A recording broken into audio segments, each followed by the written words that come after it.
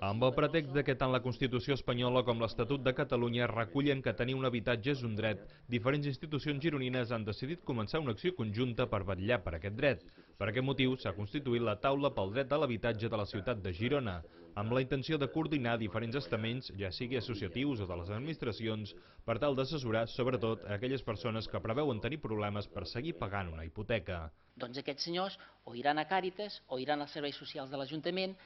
i des de la taula es procurarà donar orientacions i mitjans i facilitar les negociacions que, lògicament, com que no és un organisme amb personalitat pròpia, sinó que és la suma de diverses personalitats, cada un poder acudirà a la PA o a l'Ajuntament, als serveis socials, i seran els que vehicularan aquella solució, amb coordinació i amb l'ajuda de tots els que integren la taula, evidentment. Lo important, insisteixen, és que aquestes persones acudeixin a demanar ajuda abans que el problema arribi als jutjats, per mirar de trobar-hi una solució. Existeix aquesta problemàtica, però és una problemàtica que cada vegada més la gent se'n dona compte, perquè des d'aquesta taula i des d'altres taules i d'altres organitzacions se li demana que abans que tinguin el problema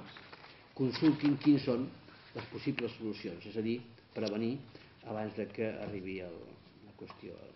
Per la seva banda, la plataforma d'afectats per la hipoteca, tot i estar també present a la taula de coordinació, s'ha concentrat avui davant l'Ajuntament per mostrar el seu descontentament amb algunes de les formes de la taula i perquè consideren que l'Ajuntament està actuant de forma paral·lela.